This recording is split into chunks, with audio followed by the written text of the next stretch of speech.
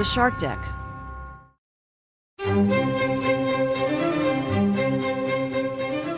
Hello and welcome to Palace Intrigue. I am your host, Mark Francis.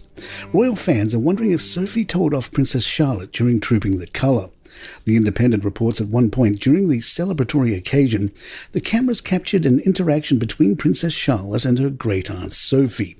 Charlotte could be seen leaning against a pillar before moving closer to tell her great-aunt something. Sophie could then be seen mouthing what appeared to be "sit down" in response to the young royal's comment.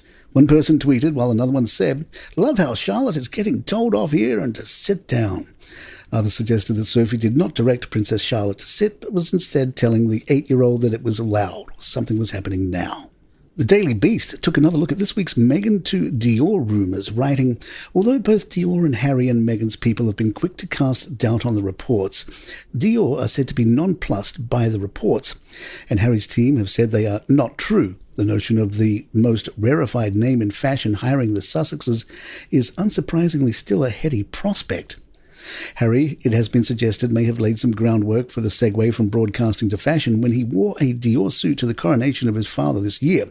Dior proudly tweeted a picture of Harry in their suit, marking the prince out from other family members who either wore British designers or kept patriotically quiet about it if they didn't. He also called on the label for some power gravitas chic when he appeared at London's High Court earlier this month. Meghan also wears Dior regularly and has long been considered a fan of the exclusive label. One fashion insider told the Daily Beast that fashion is like 24-hour news. You always need to be coming up with something new, whether that's new styles, new accessories, or in this case, an amazing new advertising campaign featuring Harry and Meghan looking fabulous. Meghan has had moments of unpopularity and is not popular in the UK, but the overall narrative globally is aspirational fairy tale princess. It is the grandest and most prestigious fashion and haute couture brand in the world. Their challenge is to remain part of the conversation. Harry and Meghan can deliver that. However, one fashion photographer disagrees. "I can't see what they can bring to Dior that Dior doesn't already have. Dior is a timeless, immortal brand that you think of as slightly not of this earth. Harry and Meghan would cheapen it. If Netflix and Spotify are dropping them, I don't see why Dior would want to pick them up from the water. Those fashion brands have to align themselves with the unassailable, not the tarnished. Harry and Meghan don't represent aspiration and fairy tale, they represent grievance." Page 6 reports some thought that Camilla may have been throwing regal shade at Markle by wearing Dior to the royal ascot.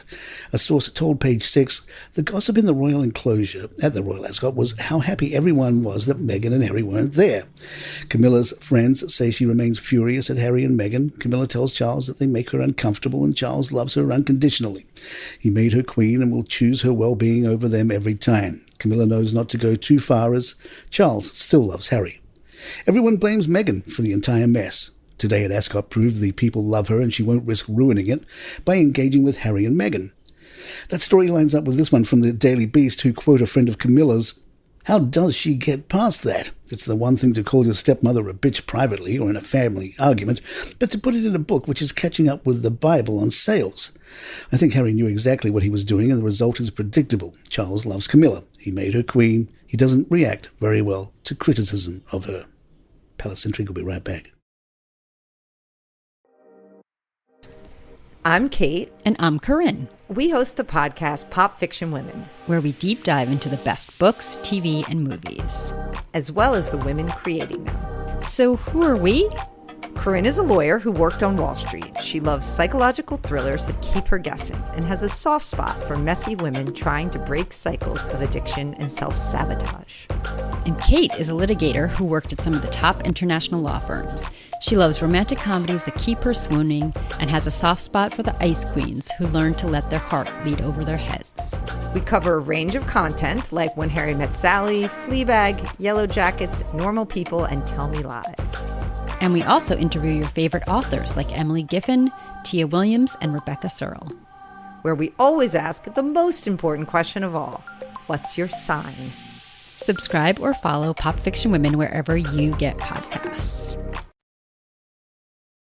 In the Daily Mail, Andrew Lowney writes, "A few weeks ago I wrote in the Mail's new Royal section about the problems I've had as a historian and biographer in trying to access historical royal records. Time after time I have found myself banned from looking into even the most mundane files, including records which have been bought with public money specifically for the purpose of opening them to the public. I have been told that many royal files have been destroyed with no record kept. Others listed in the catalogue then appear to have been lost, while some that were previously open have been mysteriously removed from the National Archives. I accept that striking a balance between accountability and transparency on the one hand and protecting national security and the mystique of the royal family on the other is difficult. Once records are released, the genie is out of the bottle. But it is hard to argue that records, which in many cases are over 60 years old and where the officials involved are dead, should not be released. Deceit, lies and falsifications are not acceptable, especially when they come from government departments, the police and the royal household. If our history is to be written accurately, and this is especially true of royal history, the records must be made available. Otherwise, we are no better than a banana republic or the dictatorships of Russia and China." And there you have it. If you'd like to email us, our address is thepalaceintrigue@gmail.com. Please follow us on Spotify, iTunes, Google Podcasts, YouTube, or your favorite app of choice. I'm Mark Francis. My thanks to John McDermott. This is Palace Intrigue, and good times.